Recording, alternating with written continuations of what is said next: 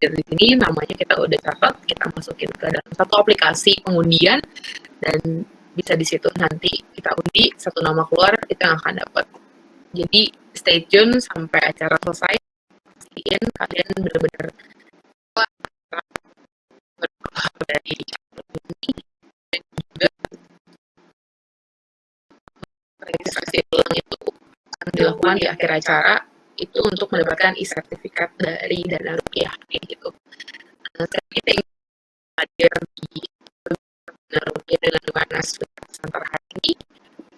Kita langsung mulai pembicara pertama kita, yaitu Alvin Darmananda dari Business Development Dana Rupiah. Silakan Alvin. Oke, kedengeran ya? Ya, kedengeran. Oke. Halo teman-teman semua, perkenalkan saya Alvin di Dana Rupiah. Saya di bagian Business Development di Dana Rupiah. Saya mungkin sedikit jelasin dikit tentang P2P dulu ya. Kita mulai aja langsung. Apa sih P2P itu? Jadi P2P itu antara broker dan trader di satu platform. Jadi P2P itu menjadikan platform untuk bertemunya broker dengan trader. Jadi menurutnya sebagai platform ini mempertemukan trader dan broker. Lalu saya jelaskan singkat tentang Dana Rupiah. Jadi kita diberikan jadi bermanfaat memiliki karyawan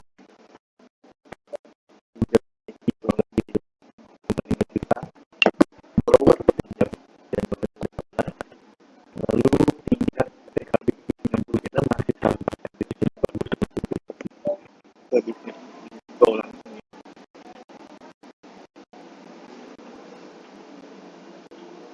Jadi kurang lebih seperti ini teman-teman.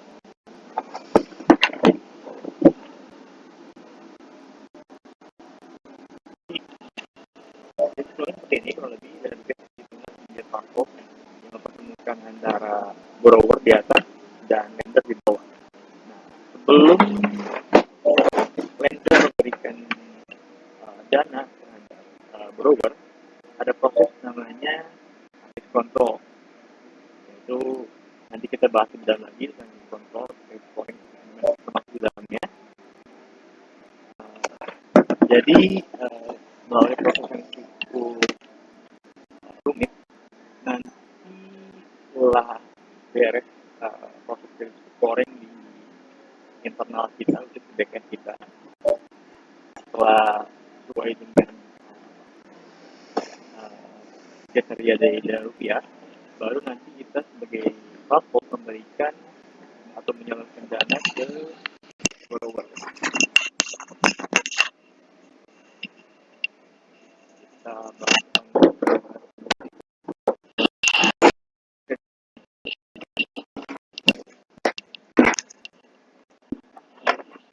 jadi sebenarnya credit scoring ini banyak. Kita lihat di slide ini. Jadi ada faktor dia, ada juga dan juga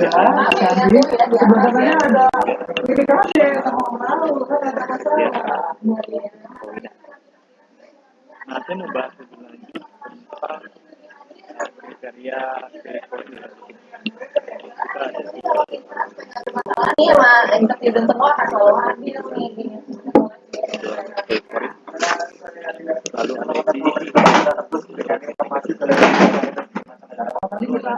berbicara mengenai keluarga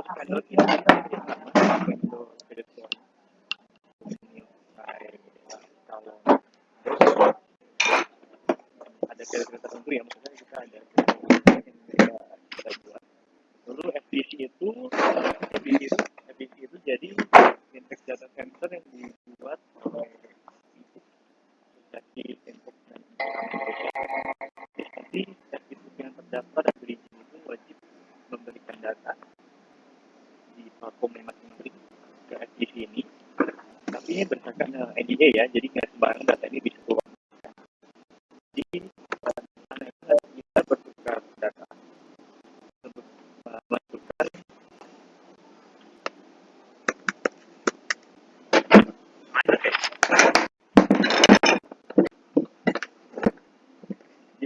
itu jadi setiap B2B yang terdaftar ya, bisa saling bertukar data kalau mereka.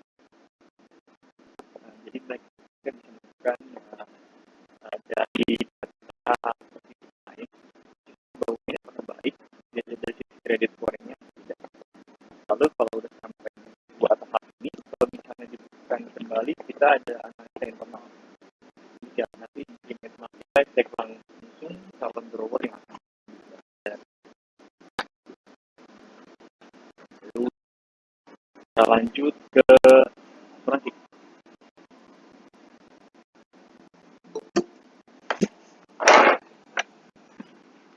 Jadi asuransi ini sebenarnya bagian dari setelah credit scoring ini kan kita juga harus namanya mitigasi hasil kita ya, dari pihak lender dan borrower juga. Nanti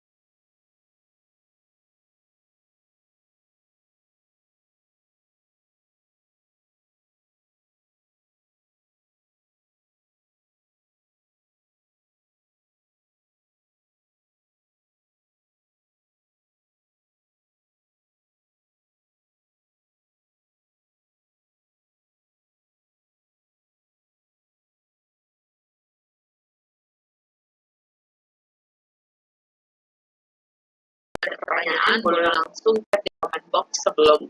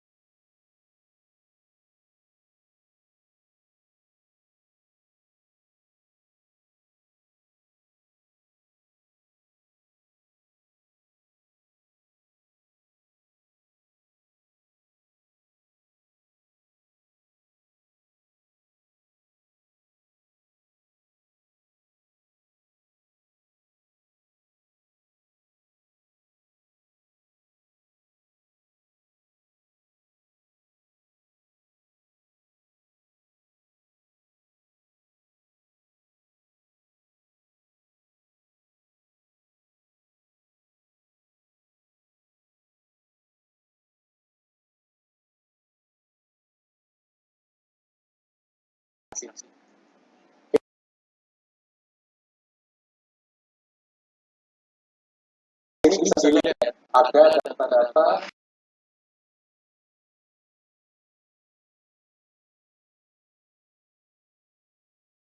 bisa dilihat dimulai dari data-data yang berhubungan dengan identitas seperti foto KTP, foto diri, ataupun diri bersama dengan KTP tersebut. Terus juga ada kredit pribadi, biro kredit, blacklist, sama informasi nasabah, kontak darurat, terus memakai aplikasi dan latar belakang atau pekerjaan. Di sini saya akan sangat singkat menjelaskannya bagian identitas. Nah, identitas seperti yang dilihat itu melakukan foto untuk verifikasi bahwa KTP, foto diri, dan informasi nasabah adalah sesuai. Jadi dari situ itu bisa memberikan insight pada sistem bahwa ini data sah. Terus ada beberapa lagi data-data Namun harus diketahui bahwa tidak semua data-data yang saya tampilkan ini adalah data-data yang kita curi, tapi beberapa adalah data-data yang diberikan oleh nasabah, beberapa adalah data-data yang di support dan disupply sama vendor. Jadi seperti yang tadi sudah tahu tentang FDC contohnya. Nah, itu mereka memberikan insight, memberikan ada data-data blacklist. Nah, data-data blacklist ini seperti apa? Seperti nasabah yang melakukan transaksi yang tidak baik atau bisa dibilang secara kredit mereka itu semacam, nah itu akan kita masuk ke dalam list yang akan di yang telah terdaftar di AFP. Alhasil dari data-data ini kita bisa mengkonfirmasi dan bisa memberikan data-data real terhadap sistem untuk dijadikan atau diolah dalam menggunakan risiko tersebut. Selanjutnya, Oke, jadi pertanyaan khususnya adalah seberapa aman data kita di P2P lending. Pertama, dalam P2P lending diwajibkan ini terutama yang sudah terdaftar dan sudah berizin ya untuk dana rupiah. Kita sudah memiliki standar untuk information security standar internasional lebih tepatnya, yaitu ISO 27001. Terus dalam P2P lending, dalam P2P lending juga memiliki terutama di dana rupiah memiliki monitoring system atau bisa dibilang sebuah tim yang memonitor server kami sehingga data-data kalian di dalam server tidak akan tiba-tiba down dan akan terjaga oleh tim monitor kami. Terus data-datanya adalah terenkripsi. Di sini singkatnya adalah data yang dikirimkan, data yang disimpan itu tidak bisa dilihat dengan mata telanjang atau bisa disebut kalau sekali lihat datanya nggak akan bisa diproses. Karena data-data tersebut harus di-dekripsi terlebih dahulu baru bisa dilihat. Kemudian juga ada real-time alarm, di mana dalam sistem server maupun database-nya itu menggunakan sebuah protokol di mana jika terjadi abnormality itu akan langsung dikasih tahu kepada operator untuk menangani. Terakhir, paling penting adalah risk assessment. Seperti yang tadi saya sudah kasih tahu, data-data di atas diterima dalam sistem dan diproses oleh artificial intelligence dan machine learning. Jadi data-data tersebut jika diserang oleh kasar kata kalau diserang oleh hacker atau apa, ya kan, data-data tersebut itu bakal menjadi data-data yang tidak bisa dibaca, data-data yang benar-benar mempunyai strong foundation di mana data-data tersebut bisa dibilang susah atau sulit diterobos. Karena mereka menggunakan security yang kuat dari AI dan memberikan asesmen yang secara daily terhadap para konsumen. Selanjutnya, nah dari beberapa faktor yang menentukan data di P2P lending, yang paling penting adalah ISO 27001 ini. ISO 27001 ini adalah sebuah standar internasional keamanan data. Hal tersebut meliputi dokumen, training and awareness, penetration test atau pen test, terus juga ada audit internal dan sertifikasi terhadap auditor maupun auditing. Dengan adanya ISO 27001 ini, keamanan data dapat dinilai antara sudah memenuhi standar atau belum. Dalam ISO 27001 ini, satu analisa kajian risiko, terus juga ada implementasi ini ISO 27001. Kemudian hal yang pertama adalah dokumen dan compliance. Diatur dalam ISO 27001 ini berupa dokumen-dokumen penting yang memiliki sumber kerahasiaannya, sehingga kita mewajibkan untuk user atau bisa dibilang subjek yang diaudit untuk menyimpan dan mengunci sehingga tidak sembarang orang dapat mengaksesnya. Kemudian untuk melakukan hal-hal tersebut kita memberikan training dan sedikit awareness terhadap apa sih ISO 27001, apa sih keamanan data. Jadi kita mengedukasikan seberapa penting standar ini terhadap keamanan data. hal-hal sepele seperti screensaver, terus pemakaian aplikasi di komputer, sehingga kelakuan setiap hari yang memicu kebocoran data tersebut dapat dihindari. Salah satu contoh kasus dalam ISO 27001 ini yaitu kasus sering aplikasi sistem. Nah, kita menggunakan pasal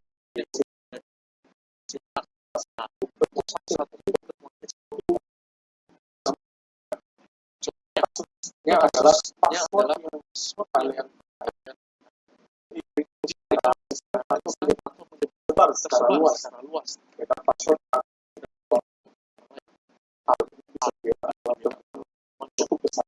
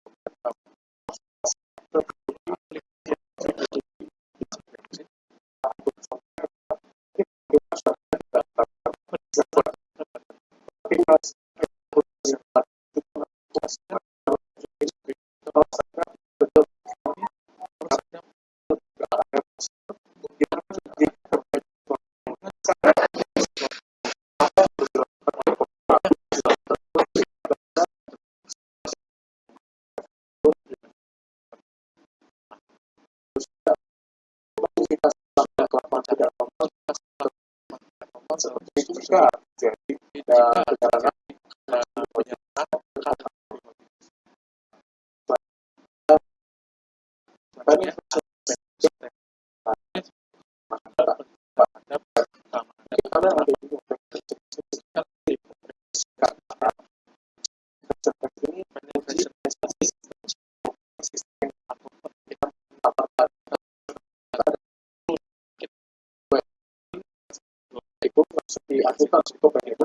diajukan untuk tentunya aplikasi baru itu dilewati dari server. Jadi kita bisa mengirimkan sebelum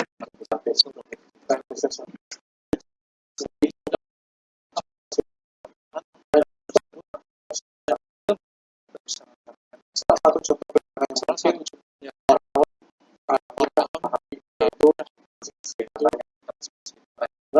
data yang telah dikategorikan itu dikirimkan ke server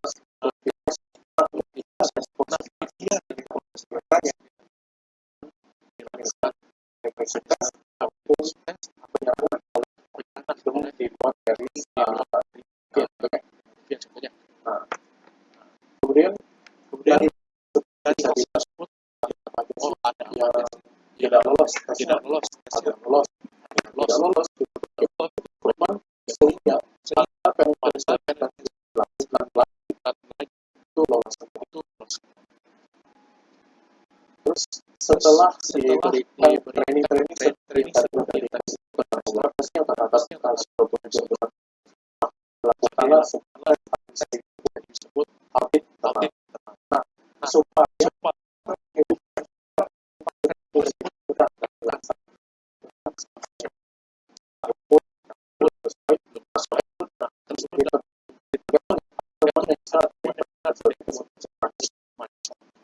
dan dilaksanakan yang melihat perkembangan dari organisasi audit.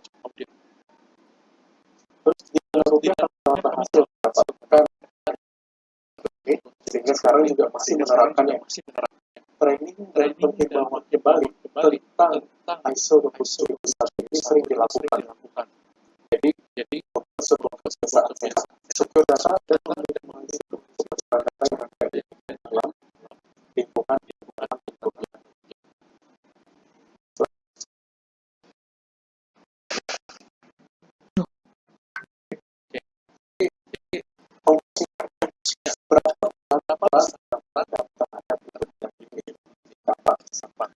Itu sangat besar. Aspek ini benar-benar mempengaruhi banyak faktor berhasil sebuah pinjaman, dimulai dari kepercayaan nasabah terhadap sebuah sistem B2B, keberlangsungan bisnis berarti manajemen risiko terhadap kebenaran hingga masing-masing bisnis di Indonesia di mana proses pinjam ditentukan dari data-data yang diproses, dimulai dari nilai user dalam pinjaman hingga proses pengembalian. Jadi sebagai user kita harus memahami ini unik-uniknya regulasi keamanan data pada aplikasi yang kita gunakan, terutama aplikasi yang menyimpan data pribadi kalian. Mungkin sekian dari saya.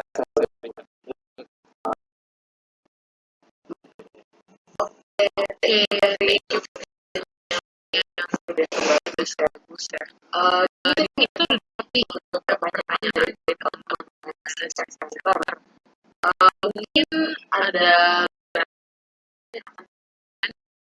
dijawab dengan oleh Pak Alvin. Ya boleh Pak Alvin. Ya boleh Pak Alvin dijawab pertanyaannya.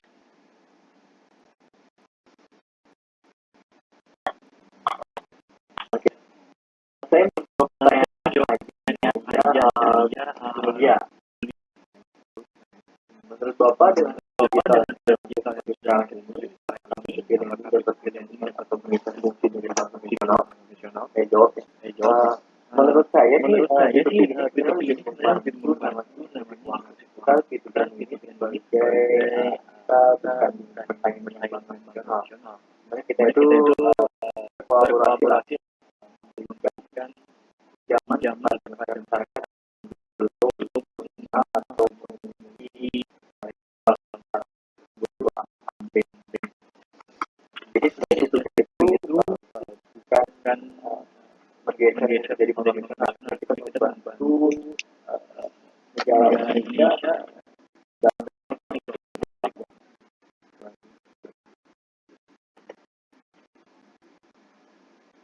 Oke, masih Bapak Alvin untuk pertanyaannya. Mungkin ada beberapa pertanyaan yang mau dijawab oleh Kevin.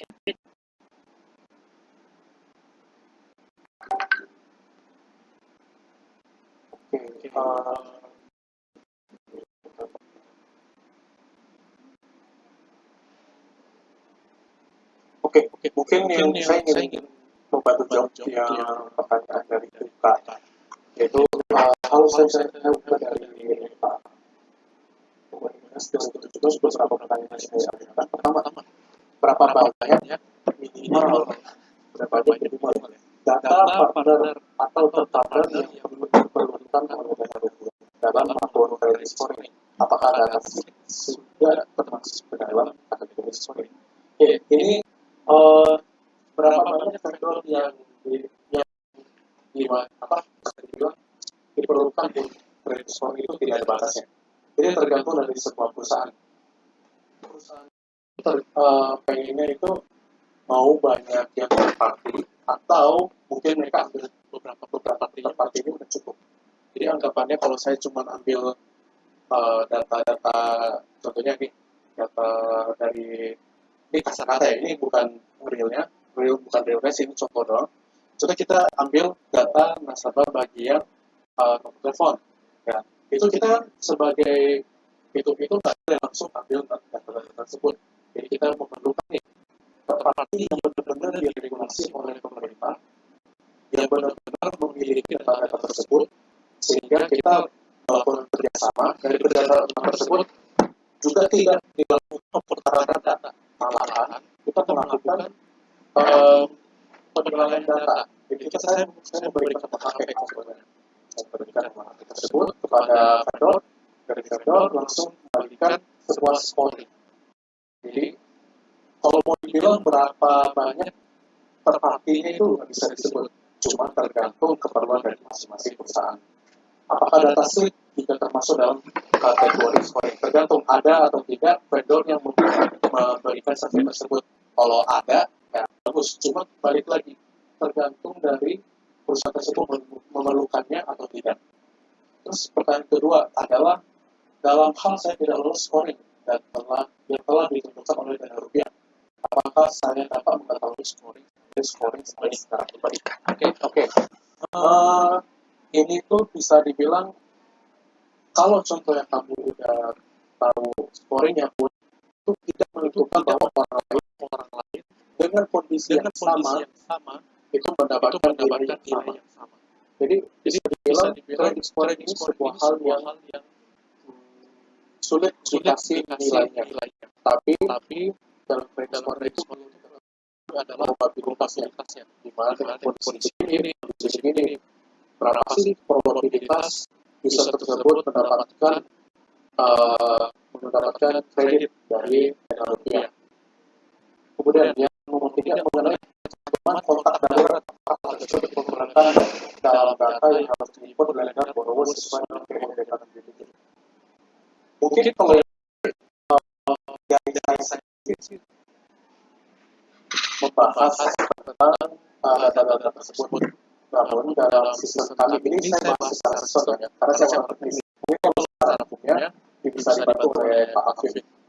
Nah, untuk secara sistem kita mewajibkan untuk para borrower terutama ya, borrower untuk mencantumkan nomor kontak darurat dan biasanya kita akan melakukan konfirmasi seperti melakukan tes, contohnya atau mungkin kita melakukan konfirmasi by call bahwa benar ini adalah kontak darurat dan aware terhadap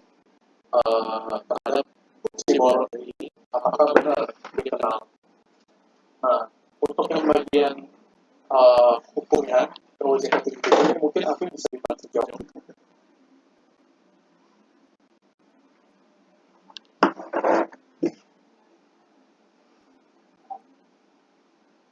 Halo? Iya, kalau tadi Oke, mungkin ini kan ada yang nanya nih tentang pencantuman kontak darurat apakah diperbolehkan dalam data harus diinput oleh lender borrower sesuai dengan POJK ini. Gimana itu sebenarnya diperbolehkan atau tidak sesuai dengan POJK? Kontak darurat dalam arti kita berdasarkan di PPJK atau buat kita atau gimana? Nah, ini harus tanya ke ininya deh. Mungkin dia maksudnya dari itu lebih ke boleh nggak sih kita menyimpan data kontak darurat gitu, sesuai dengan POJK gitu. Kalau kontak darurat pendidikan ini sebenarnya kalau pendidikan malah memberikan kontak darurat ya kalau misalnya ada aduan atau sesuatu yang tidak sesuai dengan POJK 77, calon borrower bisa langsung lapor ke telepon di OJK, telepon nomornya itu kasus berapa ya? Ada di OJK. Jadi kalau misalnya ada aduan tentang institusi misalnya yang sesuai dengan POJK bisa langsung dilaporkan ke Kementerian OJK itu. Oke. Mungkin dari saya segitu sih. Saya balik lagi ke Bu. Oke. Thank you Kevin sama Alvin yang udah jawabin dari peserta webinar hari ini. Pertanyaannya bagus-bagus banget. Aku amazed sendiri, amazed banget pertanyaan bagus-bagus. Dan yang jawab juga bagus-bagus banget. Next, yang tunggu satu pertanyaan dari Alvin, satu lagi pertanyaan dari Kevin. Jadi rulesnya kayak gini ya teman-teman. Kalian misalnya Alvin spill pertanyaannya, kalian udah tahu jawabannya, kalian langsung ketik iya aja di kolom komen chat tersebut, kalian ketik iya. Nanti saya yang akan allow kalian untuk buka speaker ya. Saya akan sebut dulu namanya, misalnya namanya Dayanti. Iya Dayanti boleh buka speaker ya, nanti kalian boleh jawab. Jadi jangan dijawab di kolom komen ya. Jadi di kolom komen cukup ketik iya, oke? Hari ini ada 2, dari Alvin 1, dari Kevin 1, masing-masing dapat pocket speaker Xiaomi. Oke, dari Alvin dulu aja kali ya. Pertanyaannya boleh langsung di-spill. Oke, pertanyaan saya simpel. Jadi sebelum teman-teman mau pinjam di P2P lending itu, apa sih hal yang perlu teman-teman tahu sebelum pinjam di P2P itu? Oke, saya sebutin ulang ya. Apa hal penting yang harus diperhatikan sebelum meminjam di fintech P2P lending? Itu pertanyaan dari Alvin. Sekali lagi ya, Apa hal penting yang harus diperhatikan sebelum meminjam di fintech P2P lending? Oke, yang paling cepat ini ada Dian Cita Putri. Boleh langsung buka speakernya. Dian Cita Putri, sorry. Halo Dian. Halo, iya. Halo Dian. Halo. Ya. Ya, boleh langsung dijawab. Sudah kedengeran? Boleh langsung dijawab. Oke, mungkin yang pertama adalah mengecek bahwa P2P-nya itu sudah terdaftar di OJK. Terus terus kemudian kita mempersiapkan berkas-berkas yang digunakan dalam meminjam di P2P lending itu biasanya akan membutuhkan KTP dan lain-lain. Gimana Alvin? Jawabannya benar nggak nih dari dia? Betul. Ya, tapi itu teman-teman harus cek dulu apa namanya. Perusahaan itu terdaftar di OJK atau enggak. Jadi menggunakan P2P ilegal dan itu. Oke. Dan lagi dia nanti boleh kasih ke kita untuk data dirinya ya dia. Thank you Dian. Next, hadiah tapi pertanyaannya berbeda dari Kevin Ernest. Boleh langsung di-spill Kevin pertanyaannya? Oke, saya langsung aja. Pertanyaannya adalah sebutkan data apa saja nih yang diproses untuk keperluan manajemen risiko P2P lending. Oke, saya ulang ya. Sebutkan data apa saja yang diproses untuk keperluan manajemen resiko P2P lending. Sebutkan apa saja data yang diproses untuk keperluan manajemen resiko P2P lending. Oke, di sini ada Andika Fitriana.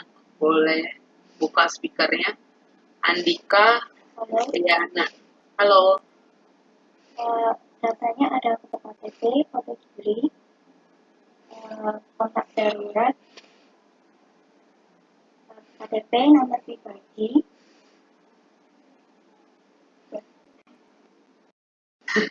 Beneran ya Kevin jawabannya?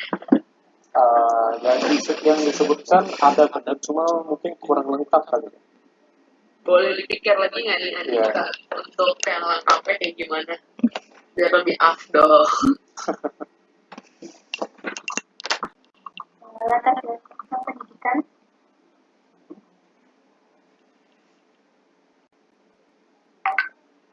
Ada lagi? ada Kak. Pemakaian informasi nasabah, foto kiri, foto KTP,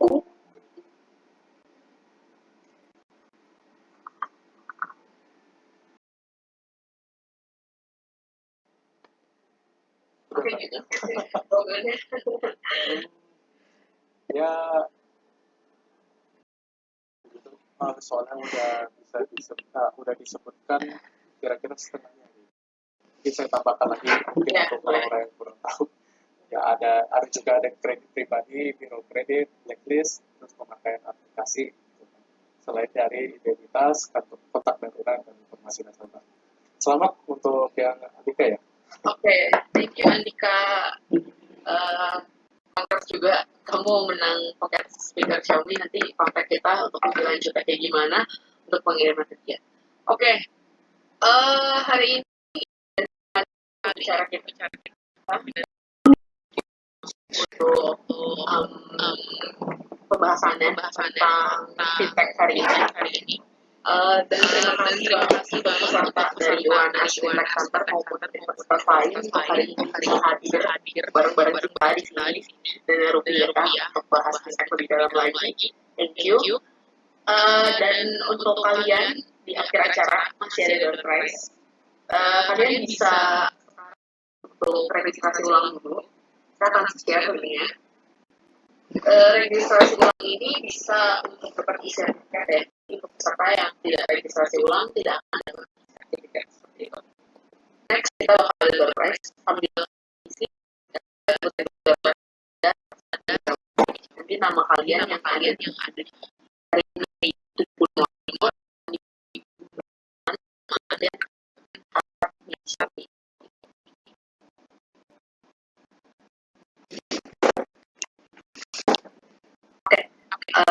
kita boleh langsung share aja nih aja.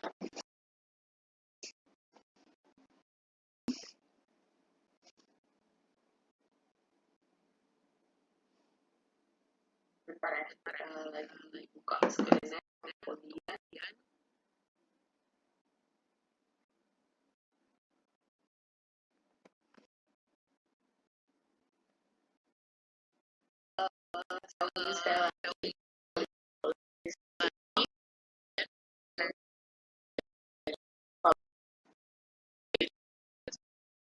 saya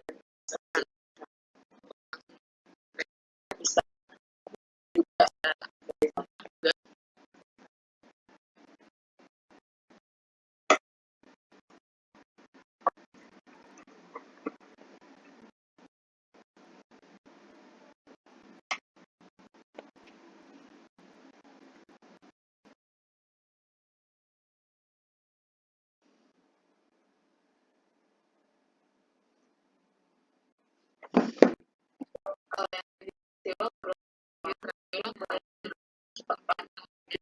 orang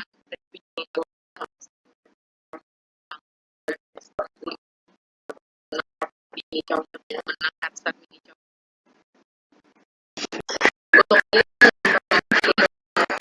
webinar upcoming webinar tahun depan waktu itu kalian boleh kalian di samping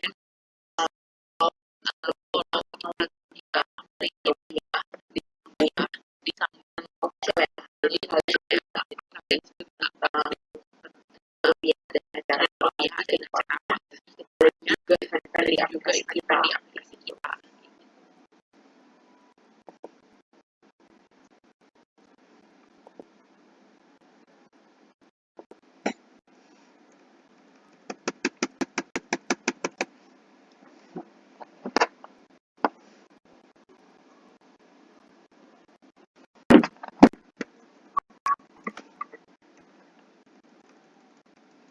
kita terakhir aku ngecek ke 30 orang, tolong 44 orang lainnya kita bisa ulang, tunggu sampai 5 menit biar kita registrasi tinggal nama dan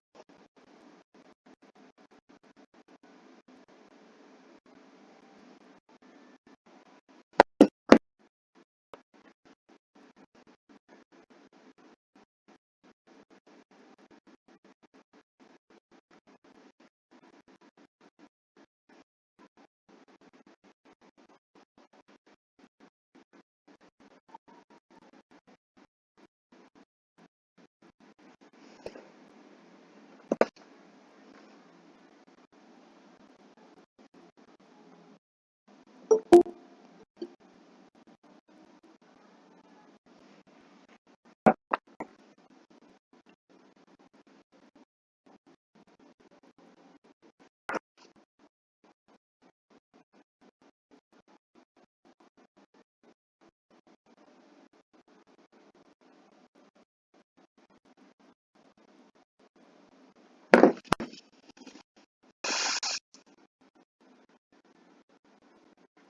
Untuk yang udah dipakai dari awal sampai akhir kalian nggak perlu mikir kita kalian atau menangnya yuk kita mulai aja